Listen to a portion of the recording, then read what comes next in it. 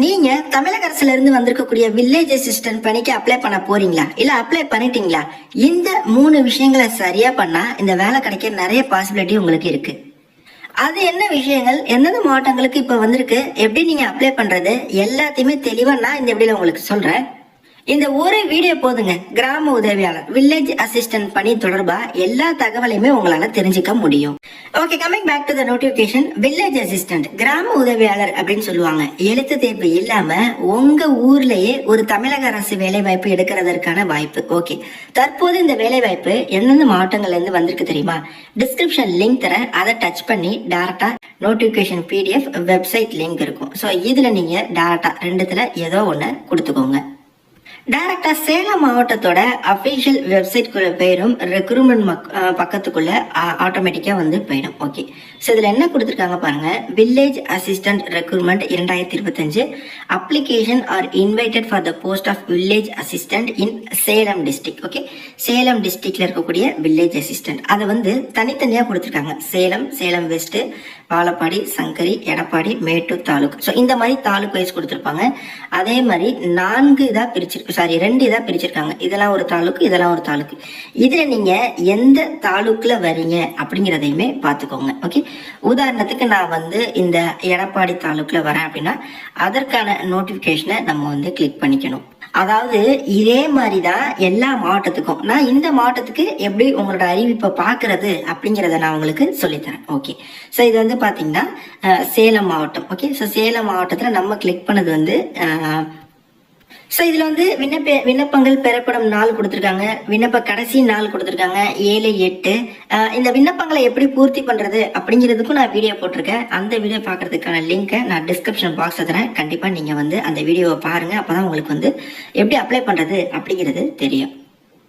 Okay, முதல் விஷயம் கவனிக்க வேண்டியது என்ன அப்படின்னா, அந்த நோட்டிபிகேஷன்ல எந்த வட்டத்துல இருந்து வேலை வாய்ப்பு வந்திருக்கு அப்படிங்கறத பாருங்க. இது வந்து சேலம் மாவட்டம், சேலம் வட்டத்துல இருந்து வந்திருக்கு. அடுத்து அப்படி ஸ்க்ரோல் பண்ணீங்கன்னா கீழே வேற இருக்கும். அதாவது சேலம் மாவட்டம், சேலம் மேற்கு வட்டம் அப்படின்னு சொல்லி. அதாவது என்ன சொல்றேன், எந்த வட்டத்துல இருந்து வேலை வாய்ப்பு வந்திருக்கோ அந்த வட்டத்திற்குள் நீங்க வந்து வசிப்பவரா இருக்கணும். இதுதான் முதல் எலிஜிபிலிட்டி. அதே மாதிரி வேக்கன்சியை பாருங்க. ஸோ அந்த வேக்கன்சி எந்த பிரிவுக்கு ஒதுக்கீடு பண்ணியிருக்காங்க அப்படிங்கிறத நீங்க நிச்சயமா பார்க்கணும். அது பார்க்காம அப்ளை பண்ணி எந்த பிரயோஜனமும் இல்லை. உதாரணத்துக்கு ஸோ இதுல பொது பிரிவு GT, அதாவது பொது பிரிவுக்கு ஒரு வேக்கன்சி கொடுத்துருக்காங்க. அது முன்னுரிமையற்றவர் தான். ஸோ யார் வேணா நீங்க வந்து இதற்கு அப்ளை பண்ணலாம். அதாவது நீங்க அப்ளை பண்ண போற நோட்டிபிகேஷன்ல பொது பிரிவுக்கு ஒரு வேக்கன்சி இருக்கு அப்படின்னா நீங்க எந்த பிரிவா இருந்தாலும் அப்ளை பண்ணிக்கலாம். ஓகே, பொது அப்படிங்கிறத அவங்க வந்து கிளியரா வந்து கொடுத்துட்டாங்க. ஓகே, அடுத்து பாருங்க SC ஆதி திராவிடர். SCக்கு வந்து நான் ப்ரியாரிட்டியில ஒரு வேக்கன்சி இருக்கு. ஆனா தமிழ் வழியில் பயின்றவர் அப்படின்னா ஓகே அப்படின்னு சொல்லியிருக்காங்க. ஸோ இந்த மாதிரி உங்களுக்குன்னு ஒதுக்கீடு இருக்கா அப்படிங்கிறத பாருங்க. இதுல வந்து GT பொது, இது வந்து ஒரு பொது பிரிவுக்கு ஒன்று இருக்கு. ஸோ இந்த பதவிக்கு நம்ம தாராளமா அப்ளை பண்ணலாம். இந்த ஃபர்ஸ்ட் உள்ளது பாத்தீங்கன்னா மாற்றுத்திறனாளியில இருக்கக்கூடிய பொது பிரிவு அப்படிங்கிறத மென்ஷன் பண்ணிருக்காங்க. அதாவது நம்ம எந்த பதவிக்கு அப்ளை பண்ண போறோம், அதுல நமக்கு எலிஜிபிலிட்டி இருக்கா அப்படிங்கிறத பாருங்க.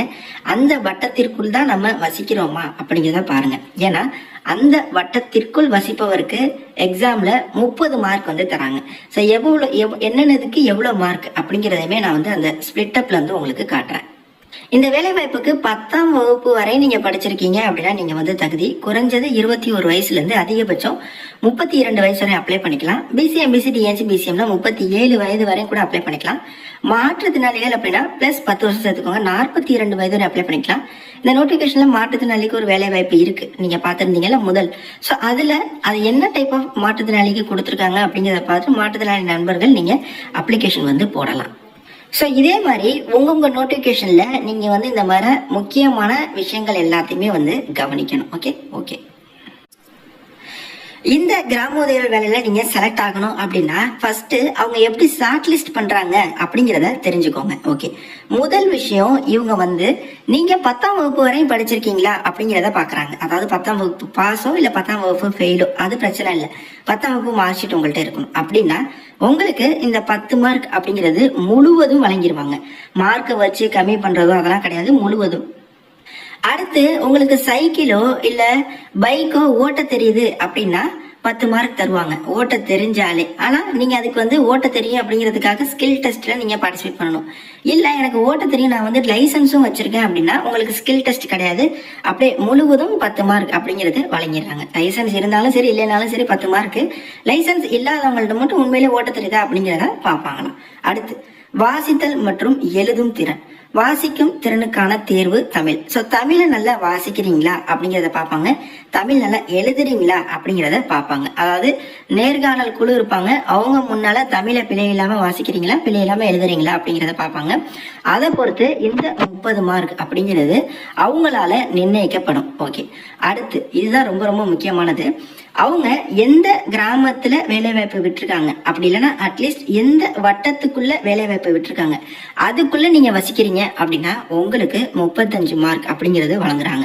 இதுல இருந்துதான் மொத்தமா 85 மார்க்குக்கு நீங்க எவ்வளவு எடுக்கிறீங்க அப்படின்னு பார்ப்பாங்க. அதுக்கப்புறம் ஒரு இன்டர்வியூ இருக்கு. ஸோ இதுல வருவாய் கோட்டாட்சியர், வட்டாட்சியர், பிறத்தனி வட்டாட்சியர் இது போல ஒரு குழு அமைச்சு அதுல 15 மார்க்குக்கு நீங்க நேர்காணல்ல எப்படி நீங்க பர்ஃபார்ம் பண்றீங்களோ அதை பொறுத்து மொத்தமா 100 மார்க்குக்கு எவ்வளவு அப்படிங்கிறத பொறுத்து தான் இந்த வேலை வாய்ப்புல நீங்க செலக்ட் ஆக முடியும் அப்படிங்கிறத மென்ஷன் பண்ணிருக்காங்க. விண்ணப்பங்களை பிழை இல்லாம விண்ணப்பிங்க. டைரக்டா சம்பந்தப்பட்ட வட்டாட்சியர் அலுவலகத்தில் போயிட்டு சமர்ப்பிங்க. சமர்ப்பிக்கும் போது என்னென்ன ஆவணங்கள் எல்லாமே கரெக்டா நம்ம அட்டாச் பண்ணியிருக்கோமா அப்படிங்கிறத அங்கேயே கேட்டு அதுக்கப்புறம் விண்ணப்பிங்க. கண்டிப்பா இந்த ஆப்பர்ச்சுனிட்டியை மிஸ் பண்ணாதீங்க. முக்கியமான தகவல் எல்லாமே நிறைய சொல்லியிருக்கேன் அப்படின்னு சொல்லி நினைக்கிறேன். டிஸ்கிரிப்ஷன்ல வீடியோ லிங்க்ஸுமே தரேன், கண்டிப்பா செக் பண்ணுங்க. தேங்க்ஸ் ஃபார் வாட்சிங். Take care and bye. Tata.